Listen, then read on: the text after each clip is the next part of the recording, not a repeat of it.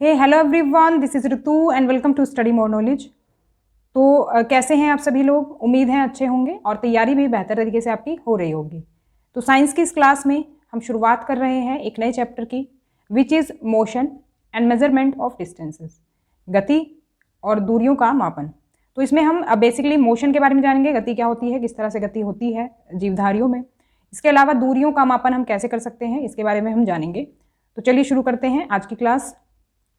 Here is something about me. सभी exams मैंने qualify किए हुए हैं और you can also follow me on social media, Facebook page, Insta ID and Telegram channel. सभी का लिंक आपको डिस्क्रिप्शन में मिल जाएगा, so you can join directly. तो सबसे पहले बात करते हैं स्टोरी ऑफ ट्रांसपोर्टेशन। अब देखो, क्योंकि जो मोशन है वो हमारा ट्रांसपोर्टेशन से जुड़ा हुआ है और जो डिस्टेंस है वो भी ट्रांसपोर्टेशन से जुड़ा हुआ है। देखो, जब ट्रांसपोर्ट कोई मूवमेंट करता है तो वो मोशन कहलाता है, और जब हम ये देखते हैं कि हमने कितनी दूरी तय कर ली तो वो एक तरह से डिस्टेंस कहलाता है। एक स्थान से दूसरी जगह के बीच की जो दूरी होती है वो क्या होता है? डिस्टेंस होता है। तो इन सभी से जुड़ा हुआ है ट्रांसपोर्टेशन। तो प्राचीन काल से लेकर के और आधुनिक काल तक ट्रांसपोर्टेशन में कौन कौन से बदलाव हुए हैं और पहले ट्रांसपोर्टेशन के किस तरह के साधन थे और आज किस तरह के साधन हम उपयोग में लाते हैं, उन सभी के बारे में हम इस टॉपिक में देखेंगे। तो अगर बात करें प्राचीन काल की, तो लोगों के पास कोई यातायात के साधन नहीं होते थे। आपको पता ही है कि पहले के जो लोग थे वो पैदल यात्रा करते थे। तो पैदल यात्रा करते थे और सामान भी ऑब्वियसली पीठ पर लाद कर ले जाना पड़ेगा जब कोई यातायात का साधन नहीं है। तो बाद में यातायात के लिए पशुओं का उपयोग करने लगे, जब देखा कि पशु इसके लिए यूज़फुल हैं और भाई हम जो सामान है वो पशुओं पर लाद करके ले जा सकते हैं। तो पहले तो खुद लाद करके ले जाते थे, फिर पशुओं का उपयोग करने लगे सामान लाद करके ले जाने में, या फिर खुद जाने के लिए भी, जैसे घोड़े वगैरह का हम कहें, बैलों का कहें। इसके पश्चात लोगों ने लकड़ी के विभिन्न टुकड़ों को आपस में जोड़कर नाव की आकृति बनाना सीख लिया। तो अगर बात करें जल से किस तरह से वो यातायात करते थे, तो जल से आवागमन के लिए उन्होंने क्या कर लिया? नाव बनाना सीख लिया। और नाव जल में रहने वाले जीवों की आकृतियों के सदृश थी, यानी कि जीवों के समान थी। आपने नाव देखी होगी। नाव की शेप किस तरह की होती है? नाव की शेप होती है कुछ इस तरह की। और जो जल में रहने वाले जीव होते हैं, अगर हम बात करें मछली की, तो उसकी भी शेप कुछ इस तरह की होती है। बीच में से वो चौड़ी होती है और किनारों से क्या होती है? पतली होती है। तो वैसे ही इसी शेप की बना दी क्या हमने? नाव बना दी। तो नाव इसलिए इस तरह की बनाई जिससे कि आसानी से वो पानी में तैर सके। तो इसके बाद क्या हुआ? पहिए का आविष्कार हुआ। तो पहिए के आविष्कार से क्या हुआ कि यातायात की प्रणाली में अत्यंत महत्वपूर्ण परिवर्तन इससे हुए। The invention of the wheel brought very important changes in the system of transport. तो पहिए का जैसे आविष्कार हुआ, आपको पता ही है कि पहिए के आविष्कार के साथ फिर गाड़ियाँ बन गई, मतलब तरह तरह की, जैसे बैलगाड़ी बन गई, या फिर मतलब पहले तो खुद से भी लोगों ने बनाया, लकड़ी की बैलगाड़ियाँ बना ली। इसके बाद 19वीं शताब्दी के प्रारंभ तक भी लोग एक स्थान से दूसरे स्थान तक परिवहन के लिए पशुओं, नावों तथा जहाज़ों पर निर्भर रहते थे। तो मतलब कि 19वीं शताब्दी के प्रारंभ में 1800 की बात हो रही है यहाँ पे। जैसे 1800 से अगर हम एक में भी अगर चलते हैं, 1801 की भी बात करते हैं, तो इसका क्या मानेंगे हम? 19वीं शताब्दी, क्योंकि 19वीं शताब्दी की तरफ बढ़ रहे हैं हम। तो तब तक भी पशुओं, नावों और जहाज़ों पर हम निर्भर रहते थे। तब भी ऐसे कोई, जैसे अब बसेस अब वगैरह आप देखते हैं, ऐसी पहले नहीं होती थी। फिर वाष्प के इंजन के आविष्कार से परिवहन के नए साधनों का विकास हुआ। फिर वाष्प का इंजन का आविष्कार हुआ। वाष्प इंजन से चालित सवारी गाड़ियों, मालगाड़ियों के डिब्बों के लिए रेल की पटरियों का निर्माण किया गया। तो फिर वाष्प के इंजन से जो चलती थी गाड़ियाँ, वो सवारी वाली गाड़ी भी हो सकती थी, जैसे कि आपको अगर कहीं जाना हो तो उसके लिए भी गाड़ियाँ होती थी। दूसरा कोई माल अगर भेजना हो तो उसके लिए भी गाड़ियाँ होती थी वाष्प के इंजन से चलने वाली। तो इसके बाद रेल की पटरी भी चाहिए जब उनको चलाना है। तो इसके बाद बात करें तो मोटर कार, ट्रक, बस जैसे स्वचालित वाहन आए, जो कि आज भी प्रचलन में है। तो जल पर परिवहन के साधन के रूप में मोटर से चलने वाली नाव आ गई। पहले तो देखो हाथ से चलाते थे, खेते थे और फिर जाते थे नाव से, और जहाज़ों का उपयोग होने लगा। तो मोटर से चलने लगे। फिर ये पहले हाथ से चलते थे, फिर बाद में मोटर से चलने लगे। 19वीं शताब्दी के प्रारंभ के वर्षों में वायुयान का विकास हो गया, और जिनमें बाद में सुधार किए गए। देखो, विकास तो जब हो गया, उसके बाद इसमें कुछ ना कुछ अपडेशन भी होता रहा है कि भाई जिस चीज़ की कमी लगी उसमें कुछ ना कुछ सुधार करते रहे हैं, और इन्हें यात्री और सामान ले जाने योग्य बनाया गया। मतलब कि जो कमियां थी वो दूर करके अपडेट इनको किया गया। विद्युत रेलगाड़ी, एकल रेल यानी जो एक पटरी पर चलती है, पराधवनिक यानी कि सुपरसोनिक वायुयान, और अंतरिक्ष यान 20वीं शताब्दी के मुख्य योगदान है। यानी कि जब 1901 से अगर हम देखें तो इसको हम कहेंगे क्या, 20वीं शताब्दी। 1900 तक को तो 19वीं शताब्दी पूरी हो गई ना। अब अगर हम इसमें एक भी जोड़ते हैं तो ये हमारी क्या शुरुआत मानी जाती है, 20वीं शताब्दी की। तो ये सभी क्या थे, ये 20वीं शताब्दी में आए। तो हम कहेंगे जो डेवलपमेंट बहुत अच्छे से हमारा जो हुआ वो एक तरह से 20वीं शताब्दी से होना स्टार्ट हुआ। तो ये बात कर ली हमने ट्रांसपोर्टेशन की कि किस तरह से शुरुआत हुई थी ट्रांसपोर्टेशन की, और आज हम क्या क्या चीज़ें इस्तेमाल करते हैं ट्रांसपोर्टेशन में। तो अब बात करेंगे मेज़रमेंट की, क्योंकि ये चैप्टर में मेज़रमेंट भी है। तो मेज़रमेंट कैसे किया जाता है इसके बारे में आगे जानेंगे। तो मापन का अर्थ है किसी अज्ञात मात्रा की किसी ज्ञात मात्रा से तुलना करना। इस ज्ञात निश्चित मात्रा को एक मात्रक कहा जाता है या इकाई कहा जाता है, इंग्लिश में कहें तो यूनिट कहा जाता है। मान लो आपके पास चावल है और चावल आपको पता नहीं है कितने हैं। तो अगर आपके पास 1 किलो की कोई क्वांटिटी है तो क्या करेंगे आप, 1 किलो से उसको तोल करके देखेंगे कि वो कितना है। उसका मतलब यही है कि अज्ञात मात्रा क्या हो गई, जो चावल हो गए, जो हमें पता ही नहीं है, और ज्ञात मात्रा क्या हो गई, जो हमारे पास वो 1 किलो का बाट है। तो उससे हम क्या करेंगे, इसको तुलना करके देखेंगे कि कितना है। तो फिर हमें उस चावल का भी पता चल जाएगा कि कितना माप है। अगर 1 किलो चावल है तो 1 किलो, तो हमें पता हो जाएगा कि हाँ वो चीज़ इतनी है। तो एक तरह से वो जो निश्चित मात्रा हमें मिलती है उसी को क्या कहते हैं, हम मात्रक कहते हैं। और ये केजी में ही क्यों, ये किसी भी यूनिट में हम देख सकते हैं, लीटर में भी देख सकते हैं। तो किसी भी यूनिट में हो सकती है वो इकाई जो हमें ज्ञात हो चुकी है। तो प्रत्येक जो माप होती है उसके 2 भाग होते हैं, एक तो होता है संख्या और एक होता है इकाई। तो अभी हम क्या देखेंगे, standard units of measurements. Measurement के लिए स्टैंडर्ड यूनिट्स कौन कौन सी इस्तेमाल की जाती हैं। तो देखो, अगर हम बात करें एंशिएंट टाइम की, प्राचीन काल में पैरों की लंबाई या फिर अंगुली की चौड़ाई या फिर 1 कदम की दूरी, इन सभी को मापों का मात्रक के रूप में उपयोग होता था। जैसे कि हम बात करें, देखो कुछ इस तरह से हाथ से मापते थे या फिर पैरों की लंबाई के हिसाब से मापते थे। मान लो अगर मैं खुद ही एक डेमो करके दिखाऊं, जैसे कि मान लो कंधे की माप मुझे लेनी है, तो कंधे की वैसे तो पीछे से लेते हैं, मैं यहीं से करके दिखा देती हूँ। तो कुछ इस तरह से पहले मापते थे। ये जो हमारी लास्ट वाली फिंगर होती है और ये जो हमारा अंगूठा होता है, कुछ इस तरह से हाथ को रखते थे और यहाँ से कुछ इस तरह से नापते थे, और फिर जहाँ पर ये खत्म हो रहा है फिर यहाँ से नापते थे। तो अगर मैं बात करूँ, कंधे की चौड़ाई कितनी हो जाएगी, 2 हाथ के बराबर। तो इस तरह से पहले नाप लेते थे। अब भाई आपके घर में भी कभी कभी आपने देखा होगा कि जैसे मान लो किसी के पैर की चप्पल का नाप लेना है, तो कुछ इस तरह से नाप करके वो ले जाते हैं माप। तो मान लो कि अगर कुछ नापने के लिए नहीं है ना हमारे पास, तो हम ऐसे मापते हैं। तो पहले इसी तरह से मापा जाता था, क्योंकि कुछ इकाइयाँ तो थी नहीं मापने के लिए पहले, तो हाथ से, पैर की लंबाई से, तो इस तरह से पहले माप लिया जाता था। हड़प्पा सभ्यता की बात करें तो हड़प्पा सभ्यता के लोगों ने अवश्य ही लंबाई के बहुत अच्छे मापन का उपयोग किया होगा। ऐसे साक्ष्य हमें मिलते हैं, क्योंकि ये खुदाई में प्राप्त परिशुद्ध ज्यामितीय रचनाओं को देखने से प्रमाणित होता है। तो वहाँ पर हमें क्या मिली हैं, ज्योमेट्रिकल कंपोजिशंस मिले हैं, जो कि ये बताते हैं कि वहाँ के लोगों को काफ़ी अच्छा ज्ञान था, मापन के जो उपकरण का काफ़ी अच्छा उनको ज्ञान था कि किस तरह से माप लेना है। कोहनी से अंगुली तक के छोर की लंबाई, जिसे हाथ कहते हैं, जो कोहनी होती है हमारी, और कोहनी से ये जो उंगली होती है, उंगली तक के छोर की लंबाई, इसको लंबाई के मात्रक के रूप में प्राचीन मिस्र में उपयोग किया जाता था। ध्यान रखेंगे, फैक्ट के तौर पर पूछा जा सकता है।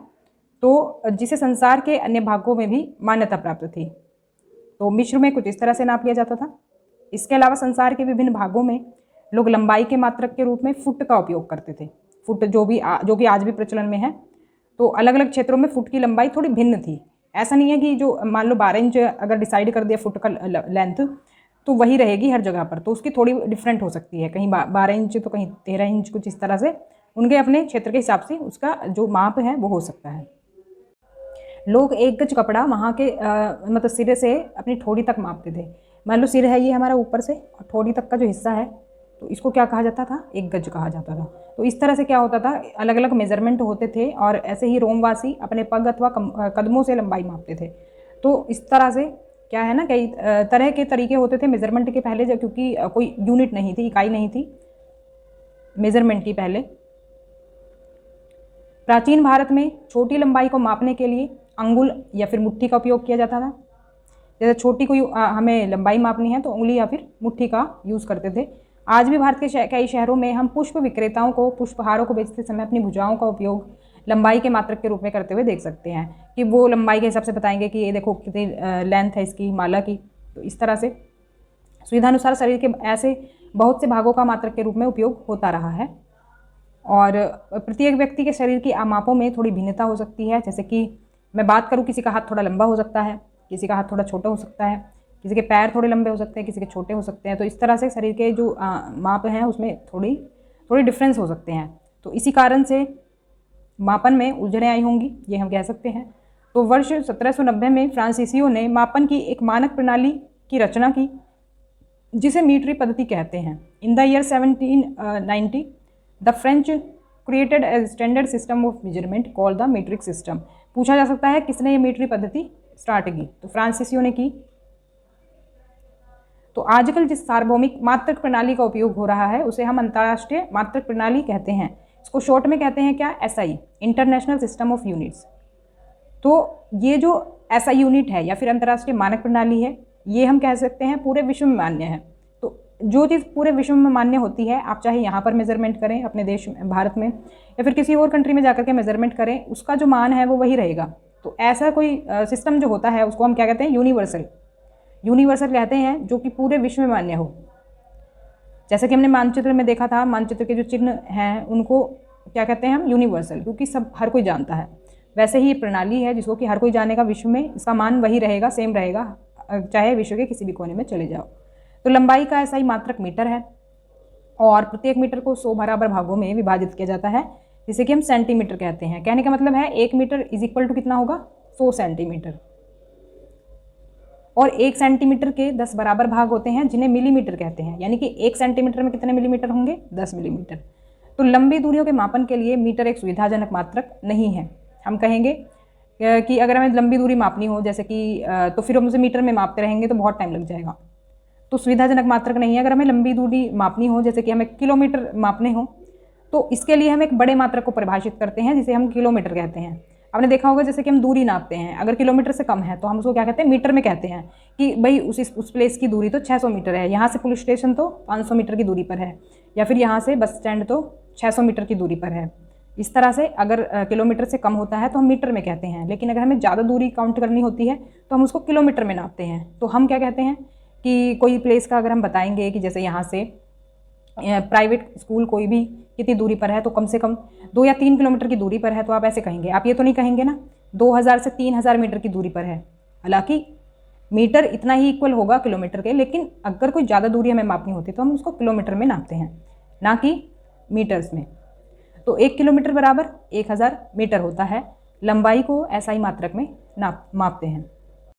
अब देखते हैं करेक्ट मेजरमेंट ऑफ लेंथ। कभी कभी ऐसा होता है कि हमें करेक्ट मेथड नहीं पता होता है लेंथ मापने का, तो हमसे मिस्टेक्स हो सकती है। तो इसके लिए करेक्ट मेथड आपको आना चाहिए कि किस तरह से आप लंबाई को मापेंगे। तो लंबाई मापने के लिए हम मीटर पैमाने का उपयोग करते हैं। दर्जी मापक फीते का उपयोग करता है, जिसको मेजरिंग टेप कहते हैं। और जबकि कपड़े के व्यापारी मीटर छड़ काम में लेते हैं, क्योंकि उनको ज़्यादा कपड़ा नापना होता है। तो मतलब जिसकी जैसी रिक्वायरमेंट होती है उसके हिसाब से उनके पास मेजरमेंट के लिए चीज़ें होती हैं। तो आप जो मापन करना चाहते हैं इसके लिए उपयुक्त इकाई चुनें, मतलब कि कोई भी इकाई जिससे आप मापना चाहते हैं। तो किसी विशेष भौतिक मात्रा को मापने के लिए कई अलग अलग उपकरणों का उपयोग किया जा सकता है। जैसे कि हम कहें कि आप अपने कमर को रूलर से नहीं माप सकते। रूलर जानते हैं, रूलर जो बच्चे इस्तेमाल करते हैं ड्राइंग बनाने के लिए। तो ड्राइंग बनाने के लिए वो कम से कम कुछ 10-15 सेंटीमीटर का होता है। तो क्योंकि उसमें इतनी कैपेसिटी नहीं होती है कि वो कमर को नाप सके। एक तो वो होता है बिल्कुल स्ट्रेट, ये कुछ इस तरह का होता है ना, बिल्कुल स्ट्रेट। तो स्ट्रेट है ये। अब मान लो आप कमर का नाप लेने लगे, कमर की शेप कैसी होती है, थोड़ी कर्व्ड होती है, थोड़ी वक्राकार, यानी कि आप देखेंगे कमर थोड़ी सी कर्व होती है, रीढ़ की हड्डी पीछे होती है, तो थोड़ा सा क्या हो जाता है, घुमाव हो जाता है। अगर आप सीधी चीज़ से कमर को नापेंगे तो क्या माप ले पाएंगे सही से? तो बिल्कुल स्ट्रेट, जो इसको स्केल कहते हैं, एक तरह से स्केल कहते हैं, जो कि बच्चे यूज़ करते हैं उसमें अपनी ड्राइंग वगैरह बनाने के लिए। तो उससे आप कमर को नहीं नाप सकते। तो इसीलिए कहा गया है कि उपयुक्त इकाई चुनें जो भी आपको माप लेना हो। अब इसके लिए हम क्या यूज़ करेंगे, फीता का उपयोग करेंगे। जो फीता होता है फ्लेक्सिबल होता है, जैसे कमर हमारी फ्लेक्सिबल है, तो वैसे ही फीते को हम घुमा करके कैसे भी फ्लेक्सिबल बना सकते हैं और किसी भी तरह से माप ले सकते हैं। शरीर के और अंगों का अगर हमें माप लेना हो तो उसके लिए फीता ही उपयुक्त रहेगा, रूलर नहीं रहेगा। तो हर किसी चीज़ को मापते समय गलती होने की संभावना हमेशा बनी रहती है। मान लो अगर हम कोई माप लेते हैं तो उसमें गलती होने के चांसेस रहते हैं। वो गलती ना हो उसके लिए हमें कुछ चीज़ों का ध्यान रखना चाहिए। किन किन बातों का ध्यान रखना चाहिए देख लेते हैं। तो किसी इंस्ट्रूमेंट की अगर आप लंबाई मापते हैं तो उसका सबसे अधिक बार उपयोग किए जाने की संभावना है। लंबाई की माप लेते समय हमें निम्नलिखित बातों का ध्यान रखना चाहिए। तो 3 बातें हैं जो कि ध्यान रखनी है हमें। एक तो स्केल को वस्तु के संपर्क में उसकी लंबाई के अनुदिश रखें। कहने का मतलब क्या है, जैसे कि मान लो हमें इस तरह से कोई लंबाई नापनी है तो हमें स्केल को भी इसी डायरेक्शन में रखना होगा, ऐसे ही रखना होगा। हम स्केल को ऐसे नहीं रख सकते या फिर हम स्केल को ऐसे नहीं रख सकते। तो अगर लाइन ऐसे है, कोई चीज़ ऐसी है, तो हमें स्केल भी ऐसे ही रखना होगा, यानी सीधा रखना होगा। इसको यहाँ पर चित्र के थ्रू देख लेते हैं। देखो यहाँ पर अगर हमें देखो इस बॉक्स की लंबाई नापनी है तो हम क्या करेंगे, स्केल को कुछ इस तरह से रखेंगे, ना कि इस तरह से रखेंगे। देखो ये टेढ़ा हो रहा है ना, बॉक्स कैसा है, ऐसे है, और लेकिन स्केल हमारा कैसे जा रहा है, ऐसे जा रहा है। लेकिन यहाँ पर अगर देखें तो ये जो स्केल है बिल्कुल सीध में है, तो ये करेक्ट मेथड है लंबाई मापने का यहाँ पर। दूसरा पॉइंट क्या है, दूसरा पॉइंट है कुछ पैमानों में सिरे टूटे हो सकते हैं। जैसे आपने देखा होगा स्केल में स्टार्टिंग से कुछ पॉइंट टूट जाते हैं, तो हो सकता है आप 0 का निशान स्पष्ट रूप से ना देख पाएँ। जैसे कि स्केल में नंबर के कहाँ से शुरू होते हैं, 0 से। यहाँ पर 0 होगा, यहाँ पर 1 होगा, यहाँ पर 2 होगा, यहाँ पर 3 होगा। तो अगर मान लो यहाँ तक ये टूटा हुआ है स्केल, यहाँ तक तो टूट गया, यहाँ तक टूट गया, तो अब क्या, जो ये वाला जो नंबर होगा इसको भी अगर काउंट कर लेंगे तो नाप हमारा सही नहीं होगा। तो इसमें हमें करना क्या है, ऐसे मामलों में पैमाने के शून्य चिन्ह से माप लेने से बचना चाहिए। तो यहाँ से हम माप नहीं लेंगे, तो जहाँ से स्केल सही होगा वहाँ से हम लेंगे। हम यहाँ से भी ले सकते हैं, हम यहाँ से भी ले सकते हैं। हम जहाँ से भी माप लेंगे वहाँ से स्टार्ट करेंगे और उतने ही नंबर जोड़ देंगे जितने हमने स्टार्टिंग में हटा दिए थे। तो मान लो हम 2 नंबर से स्टार्ट कर रहे हैं और हम माप ले रहे हैं 13 सेंटीमीटर तक का। तो 13 सेंटीमीटर तक माप लेने के बाद उसमें हम क्या करेंगे, उसमें हम ये स्टार्टिंग के 2 नंबर जोड़ देंगे। तो हमारा कितना हो जाएगा, 15 सेंटीमीटर। तो 15 सेंटीमीटर का नाप अगर लेना है तो 13 नापना होगा और 2 स्टार्टिंग के हमें जोड़ देने होंगे। तो मतलब कि स्टार्टिंग से अगर टूटा हुआ है तो हम उसको छोड़ देंगे, उसी से को और आगे से नाप लेंगे। तो यहाँ पर दिखाया गया है, देखो ये थोड़ा सा यहाँ से टूटा हुआ था, तो यहाँ पर क्लियर दिखा हुआ नहीं है, तो हम यहाँ से नाप लेंगे, थोड़ा सा छोड़ करके ना नंबर यहाँ से नाप लेंगे। कुछ इस तरह से नाप का हमें ध्यान रखना है। तीसरा पॉइंट है आँख की स्थिति हमें सही रखनी है। आपकी आँखें उस बिंदु के ठीक ऊपर होनी चाहिए जहाँ आप अपना माप ले रहे हैं। जैसे कि अगर हम माप ले रहे हैं तो जैसे कि हमें यहाँ पर नाप लेना है तो बिल्कुल पॉइंट के सीध में हमारी आँखें होनी चाहिए। आँख की स्थिति हमारी बिल्कुल एग्जैक्ट उसी लोकेशन पर होनी चाहिए, नहीं तो माप गलत हो सकता है। तो ये 3 चीज़ें इसमें ध्यान रखनी है लंबाई लेते समय। अब देख लेते हैं measuring the length of a curve line और एज। तो कर्व लाइन की अगर हमें लंबाई मापनी है, यानी कि किसी तिरछी मिर्ची रेखा की अगर हमें लंबाई लेनी है, इस तरह से कोई चीज़ है, तो उसकी लंबाई कैसे मापेंगे। तो आप एक मीटर रूलर का उपयोग करके घुमावदार रेखा या फिर घुमावदार किनारे की लंबाई नहीं माप सकते, जैसा कि हमने कमर के केस में देखा था। जैसे हम कमर का मेजरमेंट रूलर से नहीं कर सकते, वैसे ही आप किसी तिरछी लाइन की माप भी रूलर से नहीं ले सकते। देखो ऐसी कोई तिरछी लाइन है तो क्या सीधे रूलर से आप इसका माप ले सकते हैं, तो बिल्कुल नहीं ले सकते। उसके लिए आपको क्या करना होगा, वैसा ही कोई चीज़ से माप लेना होगा। जैसे कि हम अगर एग्जांपल देखें तो हम धागे का उपयोग करके माप ले सकते हैं। जैसे कि मान लो कोई तार है, कोई टेढ़ा मेढ़ा तार है, उसका माप आपको लेना है तो आप एक धागे के थ्रू ले सकते हैं। तो उसको क्या करेंगे, धागे को इस पॉइंट पर रखेंगे और यहाँ से क्या करेंगे, बिल्कुल उसको उसके साथ सेट करेंगे और इस तरह से आप माप ले सकते हैं धागे से किसी भी तिरछी चीज़ का, कोई कर्व लाइन है अगर उसका माप ले सकते हैं। अब देख लेते हैं टाइप्स ऑफ मोशन। तो मोशन कितने प्रकार के होते हैं। देखो जो भी आप मूवमेंट करते हैं किसी भी तरह का, उसको कह सकते हैं मोशन कहते हैं, गति कहते हैं। तो गति भी कई तरह की होती हैं, तो गति में ही देख लेते हैं किस तरह की गति हैं। जब कोई पिंड एक सीधी रेखा में चलता है तो उसकी गति को सरल रेखीय गति के रूप में वर्णित किया जाता है। मान लो एक सीधी रोड है और उस पर कार जा रही है, ऐसे बिल्कुल सीधी लाइन में जा रही है, तो इसको हम क्या कहेंगे, सरल रेखीय गति। तो सरल रेखीय गति में ये कार आ जाएंगी चलती हुई। दूसरा, जो आपके परेड में सैनिक चलते हैं, बिल्कुल सीधी लाइन में चलते हैं, स्ट्रेट लाइन में, तो ये भी हमारा सरल रेखीय गति का उदाहरण है। रेक्टिलाइनर मोशन है ये, तो ध्यान रखेंगे इंग्लिश और हिंदी दोनों में। रेक्टिलाइनर मोशन कौन सा होता है, जो कि सरल रेखीय गति होती है, सीधी रेखा में जो चलते हैं। तो एक सीधी सड़क पर कार की गति या कैरम बोर्ड के आर पार जाने वाले स्ट्राइकर की गति। तो एग्जाम्पल खास तौर पर ध्यान रखेंगे, क्योंकि जो क्वेश्चन पूछे जाते हैं वो एग्जाम्पल से पूछे जाते हैं कि ये कौन सी गति है, तो एग्जाम्पल खास तौर से ध्यान रखेंगे।